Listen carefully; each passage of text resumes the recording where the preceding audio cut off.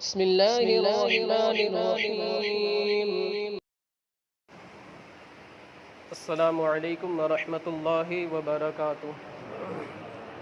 نحمده ونصلي على رسوله الكريم، أما بعد فأعوذ بالله من الشيطان الرجيم. بسم الله الرحمن الرحيم. فمن حاجك فيه من بعد ما جاءك من العلم فقل تعالوا ندعو أبناءنا وأبناءكم ونساءنا ونساءكم وأنفسنا وأنفسكم ثم نبتهل فنجعل لعنة الله على الكاذبين. آمنت بالله صدق الله مولانا العظيم وصدق رسوله النبي الأمين المتين المكين المختار الكريم ونحن على ذلك لمن الشاهدين والحمد لله رب العالمين. قال الله تعالى في شان حبيبه ونبيه مخبرا وآمرا إن الله وملائكته يصلون على النبي يا أيها الذين آمنوا صلوا عليه وسلموا تسليما. اللهم صل على سيدنا ومولانا محمد وبارك وسلم صلاة وسلاما عليك يا رسول الله صلی اللہ تعالی علیہ وسلم. عزیزان ملت اسلامیہ، یہ جو ہمارے درس کا آغاز ہے یہ کل ہی سے الحمدللہ ہو چکا ہے، یعنی کل عصر کی نماز ہی سے ہو چکا ہے. لیکن میں نے محسوس کیا کہ عصر کی نماز میں ہمارے مقتدی حضرات کم ہوتے ہیں، اور عصر کی نماز کے بعد فوراً چونکہ شیرنی وغیرہ تقسیم ہوتی ہے تو اس سلسلے میں ہمارے بھائی تھوڑا جلدی نکل جاتے ہیں، تو اس وجہ سے ہم نے اسے تبدیل کر دیا، اس پروگرام کو چینج کر کے ظہر کی نماز میں اس پروگرام کا ارادہ ہم نے کر لیا، اور الحمدللہ آج سے شروع بھی ہو گیا. تو میرے دوستو، کل کے درس میں میں نے یہ بتایا تھا کہ اہل بیت کا معنی کیا ہوتا ہے. ڈکشنری کے اعتبار سے اہل بیت کا مطلب ہوتا ہے گھر والے، گھر والے. اب ظاہر سی بات ہے، اس کی نسبت جب رسول کریم صلی اللہ علیہ وسلم کی جانب کی جائے گی تو اس کا مطلب ہوگا نبی کریم صلی اللہ علیہ وسلم کے گھرانے والے. کاشانہ اقدس میں جو لوگ رہتے ہیں وہ حضرات مراد ہوں گے. پھر میں نے یہ بتایا تھا کہ مفسرین کرام کے درمیان اختلاف ہے. بعض حضرات یہ فرماتے ہیں کہ اس سے حسنین کریمین، امام حسن امام حسین، سیدہ فاطمہ ظاہرہ طیبہ طاہرہ حضرت فاطمہ زہرا رضی اللہ تعالی عنہا اور حضرت علی، یہ چار نفوس قدسیہ مراد ہیں، ان کے علاوہ اور کوئی مراد نہیں ہے. لیکن اکثر مفسرین کرام کا قول اور ان کا مذہب یہ ہے کہ اس میں ازواج مطہرات بھی داخل ہیں، یعنی یہ چار نفوس قدسیہ تو ہیں ہی، اور ساتھ ہی ساتھ نبی کریم صلی اللہ علیہ وسلم کی جو ازواج مطہرات ہیں وہ بھی اس میں شامل ہیں. میرے دوستو، اس مفسرین کے اس قول کو ترجیح دی جاتی ہے، زیادہ پسند کیا جاتا ہے.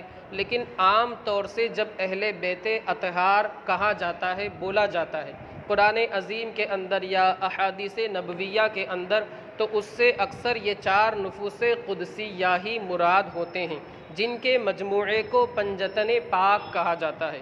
یعنی نبی کریم صلی اللہ علیہ وسلم، حضرت علی، حضرت فاطمہ، حضرت امام حسین، امام حسن رضوان اللہ تعالی علیہم اجمعین.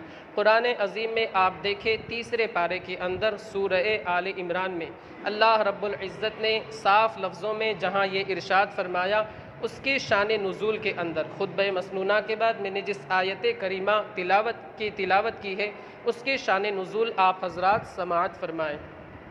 نجران ایک جگہ کا نام ہے، وہاں سے کچھ عیسائی جسے آج کل کرسچن کہا جاتا ہے، وہ لوگ نبی کریم صلی اللہ علیہ وسلم کے پاس آئے مدینہ طیبہ مناظرے کے لیے. حضرت عیسیٰ علی نبینا وعلیہ الصلاۃ والتسلیم کی شان میں وہ لوگ گستاخی کرتے تھے، معاذ اللہ.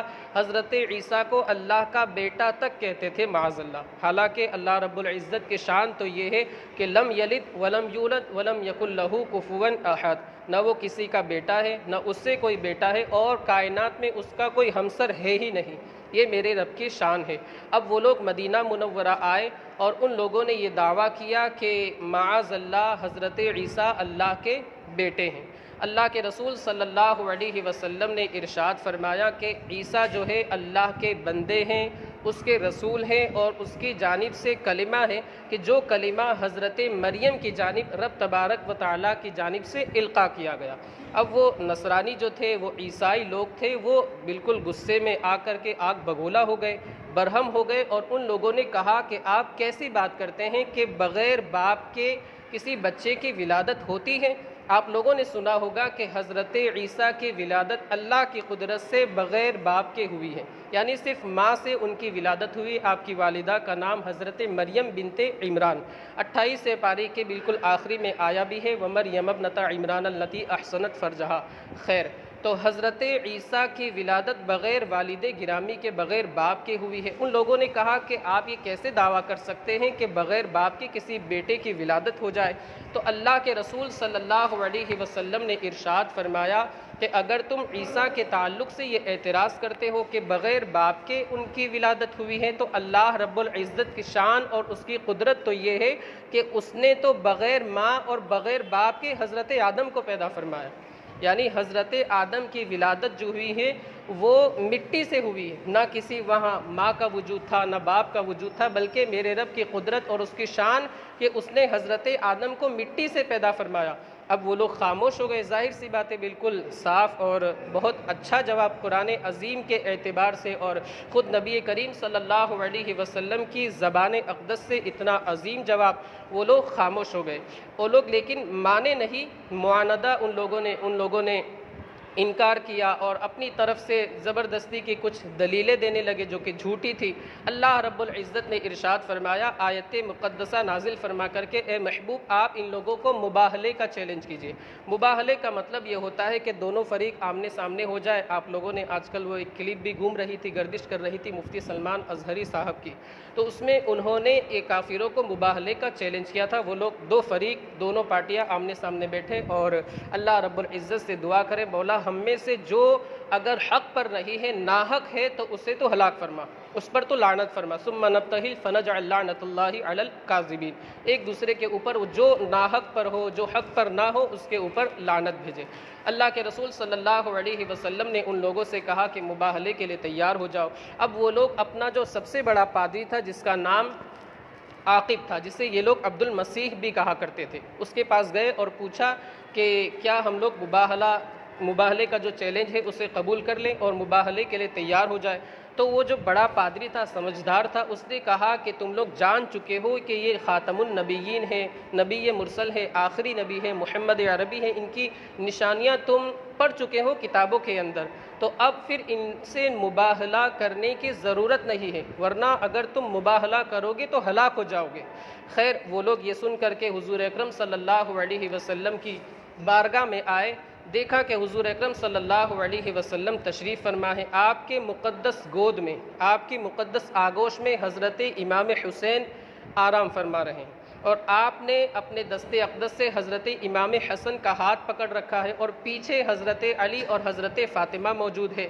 تو یہ منظر جب ان لوگوں نے دیکھا، اور ان کا جو سب سے بڑا صدر جسے کہا جاتا ہے، پریسیڈنٹ، جو سب سے بڑا پادری تھا، اس نے کہا کہ میں خدا کی قسم ایسے چہرے دیکھ رہا ہوں کہ اگر وہ خداوند قدوس کی بارگاہ میں کسی پہاڑ کے تعلق سے دعا کرے کہ مولا اس پہاڑ کو اپنی جگہ سے ہٹا دے، تو میرا رب ان کی دعا کو قبول فرما دے گا اور پہاڑ کو ہٹا دے گا۔ تو آپ لوگ مناظرے سے، مباہلے سے باز آ جاؤ، ورنہ تمام کے تمام ہلاک ہو جاؤ گے۔ خیر، ان لوگوں نے پھر جزیہ یعنی ٹیکس دینا منظور کر لیا اور مباہلے سے باز آ گئے۔ اس چیلنج کے تعلق سے ان لوگوں نے کہا کہ ہم مباہلہ نہیں کر سکتے، ہمارے اندر اس کی استطاعت نہیں ہے۔ اس موقع پر اللہ کے رسول صلی اللہ علیہ وسلم نے ارشاد فرمایا کہ اگر وہ لوگ مباہلہ کرنے کے لیے آتے تو اللہ رب العزت ان کے اوپر اپنا عذاب نازل فرماتا، ان کی جو صورتیں ہیں، ان کے جو چہرے ہیں، انہیں بندروں اور سوروں کی، خنزیر کی شکل میں تبدیل فرما دیتا، اور 1 سال کے اندر پوری روئے زمین سے عیسائیت کو ختم فرما دیتا، نصارہ کا وجود 1 سال کے اندر ختم فرما دیتا۔ تو میرے دوستو، یہ پوری جو آیت کریمہ کی شان نزول ہے، اس سے ہمیں یہ سبق اور درس ملتا ہے کہ جہاں اللہ کا حکم آ جائے، جہاں رسول کا حکم آ جائے، اور جہاں اہل بیت کی بات آ جائے، وہاں ہمیں خاموشی اختیار کر لینی چاہیے، وہاں ہمیں ان کے مقابلے میں کچھ نہیں بولنا چاہیے، بلکہ ہمیشہ ان کا ادب ہمیں اپنے دل کے اندر رکھنا چاہیے، ان کا احترام اپنے دل کے اندر رکھنا چاہیے، ورنہ اگر کوئی بندہ ان کے خلاف کوئی بات کرتا ہے، ان کے قول کے خلاف کوئی بات کرتا ہے اور ان کا بغض اپنے دل کے اندر رکھتا ہے تو یقیناً وہ شخص ہلاک ہو جائے گا۔ اس لیے کہ حدیث پاک میں آتا ہے اہل بیتی کا سفینۃ نوح، کہ میرے اہل بیت کی مثال حضرت نوح علیہ الصلاۃ والتسلیم کی کشتی کی طرح ہے، کہ حضرت نوح کے زمانے میں جب آپ نے کشتی تیار کی تو جو شخص کشتی پر سوار ہو گیا وہ عذاب نوح سے، طوفان نوح سے بچ گیا، لیکن جو شخص سوار نہیں ہوا اللہ رب العزت نے اسے ہلاک فرما دیا۔ تو ہم اہل بیت کی محبت اپنے دل میں بسا کر کے اہل بیت کی کشتی میں داخل ہو جائے تاکہ ہم ہلاکت سے، اللہ کے قہر سے، اللہ کے عذاب سے بچ جائے، ورنہ خدا نخواستہ اگر ہم نے اہل بیت کی کشتی سے ہم اتر گئے یا اہل بیت کی کشتی کو چھوڑ دیا تو ہلاکت اس انسان کی یقینی ہے جو شخص اہل بیت کی کشتی سے اتر جائے یا اہل بیت کی کشتی کو چھوڑ دے۔ یہ آج کا مختصر سا درس تھا۔ مولا عز و جل ہمیں اہل بیت اطہار کے فیوز و برکات سے ہم تمام لوگوں کو مالا مال فرمائے اور ان کے نقش قدم پر ہمیں چلنے کی توفیق رفیق عطا فرمائے۔ وآخر دعوانا ان الحمد للہ رب العالمین۔ السلام علیکم ورحمۃ اللہ وبرکاتہ۔